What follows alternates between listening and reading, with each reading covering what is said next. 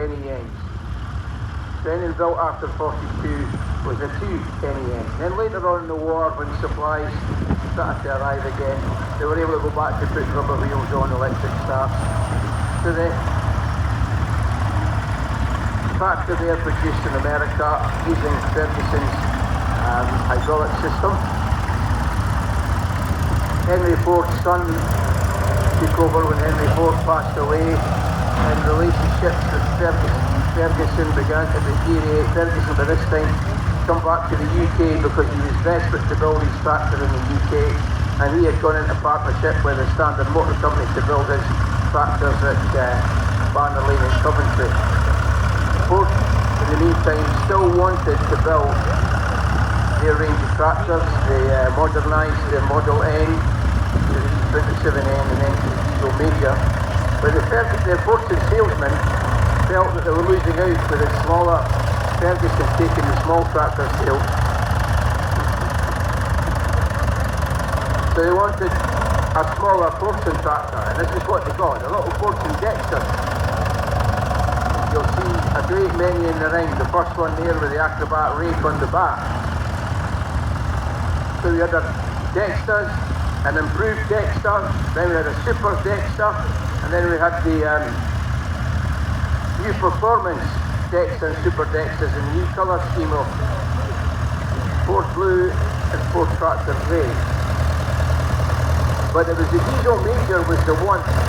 This was the tractor that arrived in 51 after the 27N,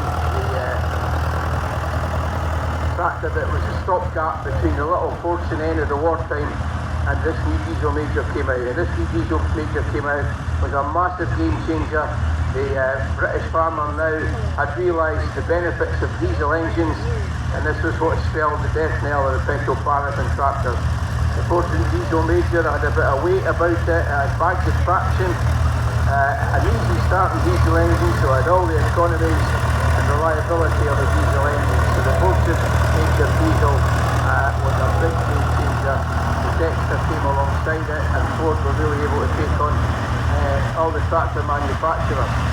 Then the new factory opened at Basildon in 1964, and the 1000 series range came out.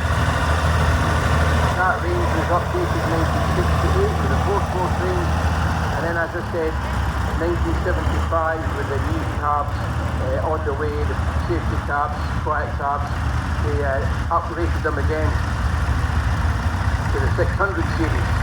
So we've got an example of a Ford Force 4000 out there, but we've got a few examples of the 600 series as well.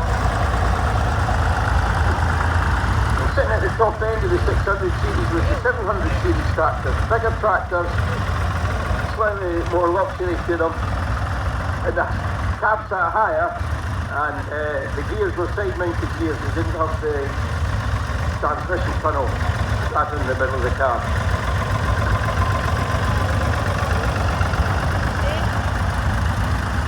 So we have Fordsons in the ring from designs right up from the 1930s right up till the present day over New Holland.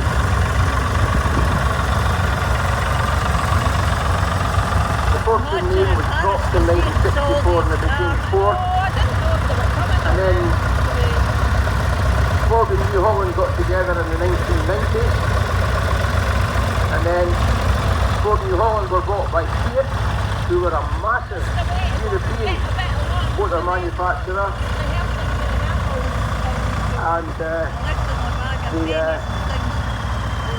management didn't really know, they didn't want to call it Ford and alienate Fiat owners, didn't want to call it Fiat to alienate Ford owners, so they took the New Holland name as the name for the new product. Very popular line of harvesting machinery in New Holland. So that became the name of the tractors as well, and today we still have the New Holland brand served in Fife by Agricar.